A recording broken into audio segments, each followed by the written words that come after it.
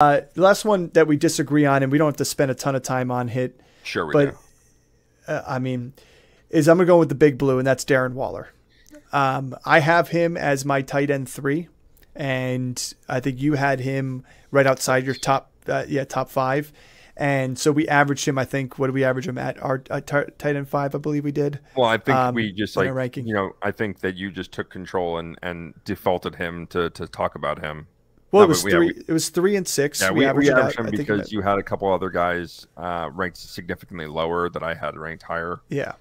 So which is, again, the tight end market out here. But the thing about Darren Waller is obviously if you don't know already, he came into the league with the Baltimore Ravens, and then he left the league and worked himself back into a starting role with the Raiders in 2019, and that was his blow-up year, where he went for 1,146 yards, 3 receiving touchdowns. He went back-to-back seasons, full seasons, healthy ones of 1,100, almost 1,200 yards in 2020, and he had 9 touchdowns in 2020 that put him at number 2 in fantasy points per game, and I think he was tight end 2 or 3 overall. He has not been below number 10 tight end in fantasy points per game when he plays, and that's the caveat in this. I know that's going to be your argument too. When he plays. So to me, his ceiling has already been tight end 2. I think he can still do it. And I'm drafting him in almost all my leagues based on health. The fact that he is going to have a healthy season, because if he does have a healthy season, he could see 145 targets like he did in 2020, because the New York Giants, yeah, they have Darius Slayton. Yeah, they have Isaiah Hodgins, 2 guys that have proven themselves to be good.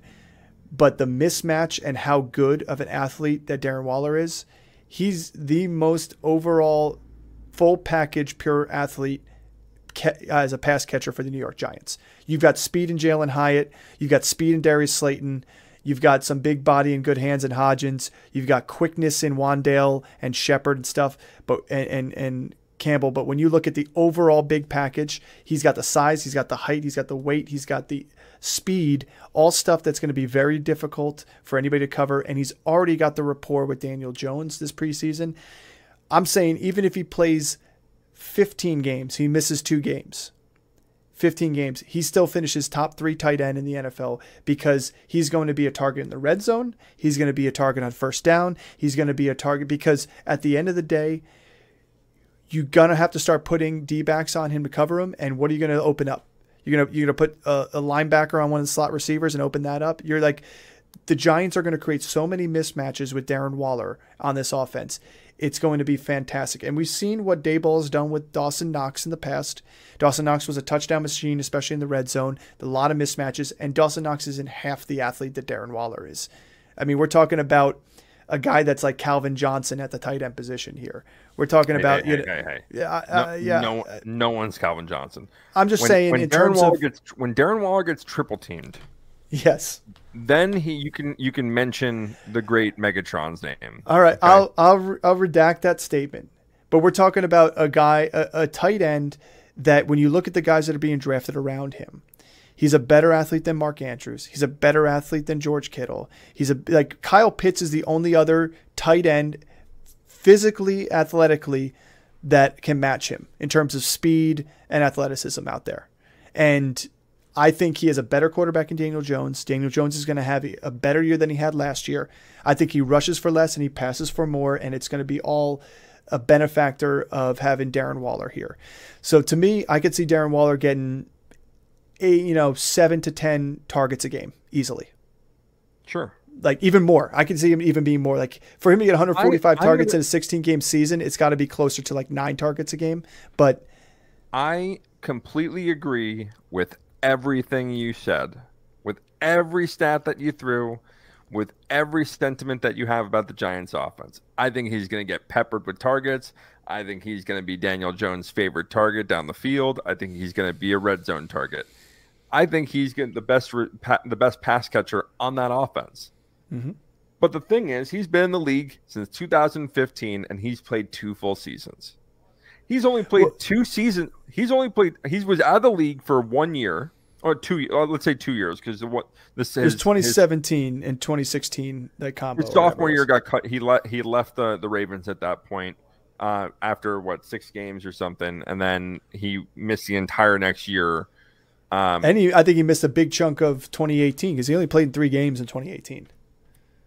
In 2018, yeah, like 2016. Then there was no 2017, and then he played in 4 games. Yeah, he started 3. I think I'm seeing 3 games here, but so 2019 is like, to me, everybody who's taken stats from before 2019, like, shouldn't even factor in it because he was like, it's a different world, different player, different thing. 2019 was to me, his quote unquote rookie year in the NFL, like his big break year. And since then, yeah, his past 2 seasons, 9 games and 11 games, but 50% of his seasons he's played the full season. That's not a bad number. Like, there's running backs out there that aren't going to give you. Has George Kittle played a full season? No, I was going to bring that up. I think that Kittle has the same kind of injury concerns that Waller does. But I do like Kittle more. Significantly more. The thing with Waller too is he's left a lot of games. So like he'll suit up and play, and then he's left the game after the first quarter with another nagging injury, and especially the last 2 seasons he just couldn't stay healthy. And when you're on a trajectory of multiple seasons in a row where you have these soft tissue injuries or these ankle, a back injury, like his back was what kept him out most of last year. Right. I also think the Raiders were trying to trade him last year, and they didn't want to put him out there. They wanted to keep him healthy. They almost made the playoffs.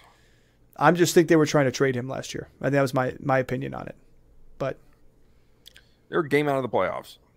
So, I mean, like, listen, I agree with you. In the injury, why I can't see him. Like, I agree with you on everything you said. I think he is going to be the top pass catcher for the Giants. I think he is a mismatch for 90% of the league out there, because you can't really purely match up a linebacker on him. You gotta have to put a safety on him. You're not gonna put a corner on him, maybe a nickel corner.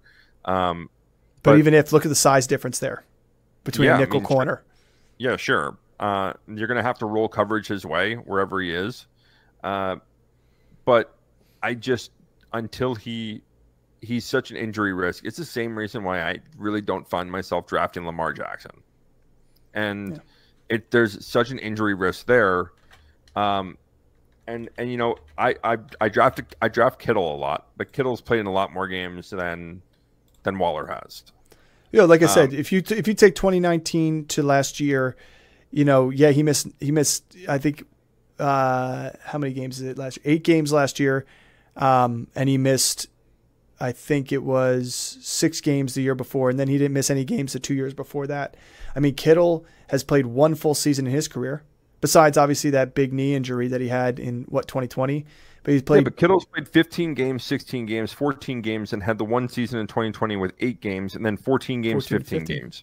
Okay, yeah, I agree. So he's missed, over his entire career, he's missed less games than Waller has in the last 2 seasons combined. Agree. I'm not disagreeing with you at all. I mean, I'm just saying the tight end position, even Mark Andrews hasn't, he's played 2 full seasons out of his 5 seasons too. Right. It's like, to me, Kels is the only one that has been that consistent, that really gets in there and plays. And this is why I've said, like, I would draft and I did this in every one of my drafts that we did in the Mockathon, that if it wasn't Kels, Andrews, Kittle, or Hawkinson, any other tight end that I draft, I would be drafting a second tight end, because I don't trust either the injury concerns, or I don't trust the fact that they're going to be consistent enough. With Waller, it's not going to be the consistency. He's not in that category. He's not with the guys like Schultz, where I don't think he's going to be able to be consistent every week, or Njoku.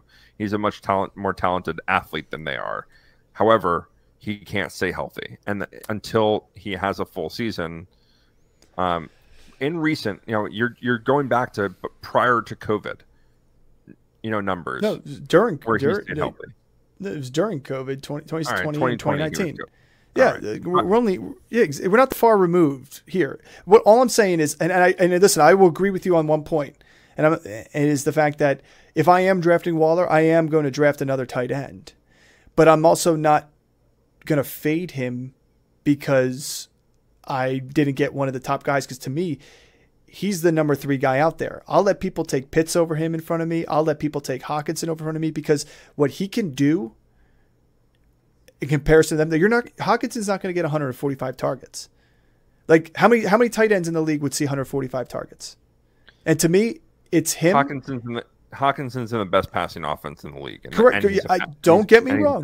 I'm not knocking Hawkinson. I'm just saying there is a realistic opportunity for Daniel Jones to throw 145 targets to Darren Waller this year, just like he got in 2020.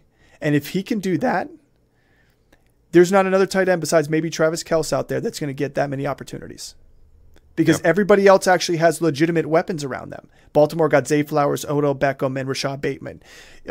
Besides Saquon Barkley, who does Waller have to compete with? A bunch of B level wide receivers that are talented. And this is not knocking the Giants receivers because I think they're good and I like the squad and I love what the coaches have done with them. But you can't go out there and tell me you have a number 1 wide receiver on that team. You don't, and that's what plays into him exactly. If he went in another situation where he wasn't the alpha, then I wouldn't have him as my number 3. I would have him closer to if he was in the same situation as Hawkinson, I would rather have Hawkinson. But the ceiling is so much higher with a guy like Waller because of not only his situation's baked into it for me and the fact that the targets and what he could do.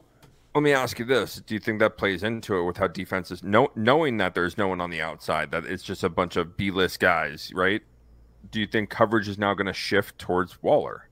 And then if it does, if he's getting the double teams, if he's getting the over top coverage, if they're going to move the safety and shift the safety to kind of follow him around and give them a more cover 2 look with an safety over top. I think they'll have a safety over top of him sometimes, but then that's why they go and they draft, they get him, they draft Jalin Hyatt, who you take the safety over to Waller, bye-bye on that one-on-one. He's gonna burn your corner unless you got a legitimate speedster out there. Now, they're going to be playing some tough corners in this season too as well. But then you get Saquon coming out the backfield too. So now you're if you have a corner covering, now you got Saquon open against a linebacker. That's a complete mismatch again. But he's playing against a linebacker anyway. It's not that, his average depth of target last year was terrible because he wasn't linebackers covering every single time, and it was all swing passes and little screen passes. He opens up this entire offense that they haven't had an opportunity to do before. And you love Hodgins. I know you do. I do. And like Richie James was fantastic last year. And so I think the Giants are going to find ways, and 145 targets, regardless if he's getting top coverage or not, he has a chance to pull down 100 receptions for a tight end. That's fantastic. I want that opportunity on my fantasy team. And again, this is one trick that I've been doing. I've been drafting him, and then I've been in the 7th or 8th round. If I'm happy with my studs around me, I'll jump up on Dalton Kincaid as my backup. Sure. Because the upside for Kincaid is another opportunity. That's what I would do. If I were to ever draft Waller, I would have to draft another guy. I'd probably get Kincaid, Njoku, Everett. I would go Laporta. I would go Porta, and I'm getting higher on Musgrave too, which you could get even later on in Green Bay. That's what I would do. But again, you get Musgrave for free. Yeah, but what I just think the ceiling for him can put him at tight end 1 to tight end 2, if he gets the numbers he's supposed to get.